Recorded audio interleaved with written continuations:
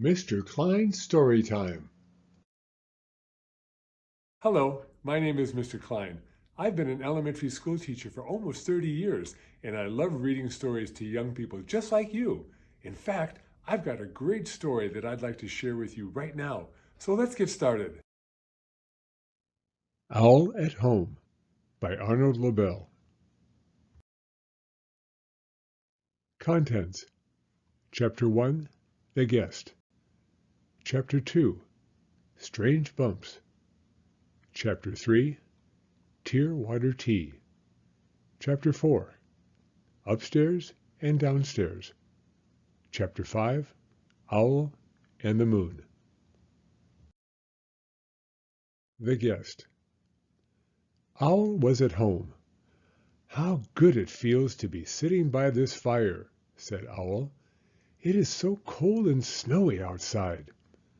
Owl was eating buttered toast and hot pea soup for supper. Owl heard a loud sound at the front door. "Who is out there, banging and pounding at my door on a night like this?" he said. Owl opened the door. No one was there, only the snow and the wind. Owl sat near the fire again. There was another loud noise at the door. "Who can it be," said Owl, "knocking and thumping at my door on a night like this?" Owl opened the door.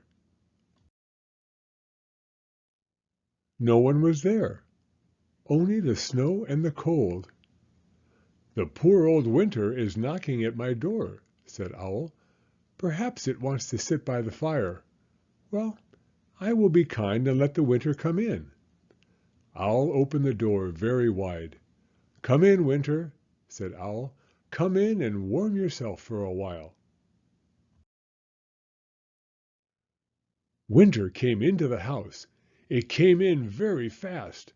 A cold wind pushed Owl against the wall. Winter ran around the room. It blew out the fire in the fireplace. The snow whirled up the stairs and whooshed down the hallway. "Winter!" cried Owl. "You are my guest. This is no way to behave." But Winter did not listen. It made the window shades flap and shiver. It turned the pea soup into hard green ice. Winter went in through all the rooms of Owl's house. Soon everything was covered with snow. "You must go, Winter!" shouted Owl. "Go away right now!" The wind blew around and around. Then Winter rushed out and slammed the front door. "Good-bye!" called Owl, "and do not come back." Owl made a new fire in the fireplace. The room became warm again. The snow melted away. The hard green ice turned back into soft pea soup. Owl sat down in his chair and quietly finished his supper. Strange Bumps. Owl was in bed. "It is time to blow out the candle and go to sleep," he said with a yawn. Then Owl saw two bumps under his blanket at the bottom of his bed. "What can those strange bumps be?" asked Owl. Owl lifted up the blanket. He looked down into the bed. All he could see was darkness. Owl tried to sleep, but he could not. "What if those two strange bumps grow bigger and bigger while I'm asleep?" said Owl. "That would not be pleasant." Owl moved his right foot up and down. The bump on the right moved up and down. "One of those bumps is moving," said Owl. Owl moved his left foot up and down. The bump on the left moved up and down. "The other bump is moving!" cried Owl. Owl pulled all of the covers off his bed. The bumps were gone. All Owl could see at the bottom of the bed were his own 2 feet. "But now I am cold," said Owl. "I will cover myself with the blankets again." As soon as he did, he saw the same 2 bumps. Those bumps are back!" shouted Owl. "Bumps, bumps, bumps! I will never sleep tonight." Owl jumped up and down on top of his bed. "Where are you? What are you?" he cried. With a crash and a bang, the bed came falling down. Owl ran down the stairs. He sat in his chair near the fire. "I will let those two strange bumps sit on my bed all by themselves," said Owl. "Let them grow as big as they wish. I will sleep right here where I am safe." And that is what he did. Tear Water Tea. Owl took the kettle out of the cupboard. "Tonight I will make tear water tea," he said. He put the kettle on his lap. "Now," said Owl, "I will begin." Owl sat very still. He began to think of things that were sad. "Chairs with broken legs," said Owl. His eyes began to water. "Songs that cannot be sung," said Owl, "because the words have been forgotten." Owl began to cry. A large tear rolled down and dropped into the kettle. "Spoons that have fallen behind the stove and are never seen again," said Owl. More tears dropped down into the kettle. "Books that cannot be read," said Owl, "because some of the pages have been torn out." "Clocks that have stopped," said Owl, "with no one near to wind them up." Owl was crying. Many large tears dropped into the kettle. "Mornings nobody saw because everybody was sleeping," sobbed Owl. "Mashed potatoes left on a plate," he cried, "because no one wanted to eat them. And pencils that are too short to use." Owl thought about many other sad things.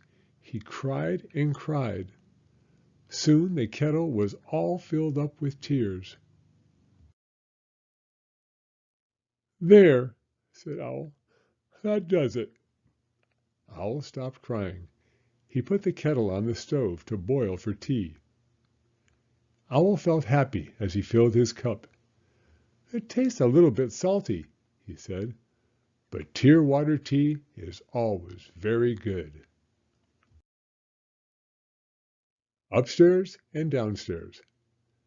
Owl's house had an upstairs and a downstairs. There were 20 steps on the stairway. Some of the time, Owl was upstairs in his bedroom. At other times, Owl was downstairs in his living room. When Owl was downstairs, he said, "I wonder how my upstairs is." When Owl was upstairs, he said, "I wonder how my downstairs is getting along. I'm always missing one place or the other. There must be a way," said Owl, "to be upstairs and to be downstairs at the same time. Perhaps if I run very, very fast, I can be in both places at once." Owl ran up the stairs. "I am up," he said. Owl ran down the stairs. "I am down," he said. Owl ran up and down the stairs, faster and faster. "Owl," he cried, "are you downstairs?" There was no answer. "No," said Owl, "I am not downstairs because I am upstairs. I am not running fast enough." "Owl," he shouted, "are you upstairs?" There was no answer. "No," said Owl, "I am not upstairs because I am downstairs. I must run even faster." "Faster, faster, faster!" cried Owl. Owl ran upstairs and downstairs all evening, but he could not be in both places at once. "When I am up," said Owl, "I am not down. When I am down, I am not up. All I am is very tired." Owl sat down to rest. He sat on the 10th step because it was a place that was right in the middle. Owl and the Moon. One night, Owl went down to the seashore. He sat on a large rock and looked out at the waves. Everything was dark. Then a small tip of the moon came up over the edge of the sea. Owl watched the moon. It climbed higher and higher into the sky. Soon the whole round moon was shining. Owl sat on the rock and looked up at the moon for a long time.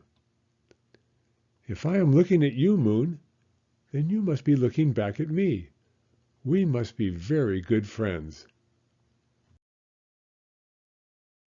The moon did not answer, but Owl said, "I will come back and see you again, moon, but now I must go home." Owl walked down the path. He looked up at the sky. The moon was still there.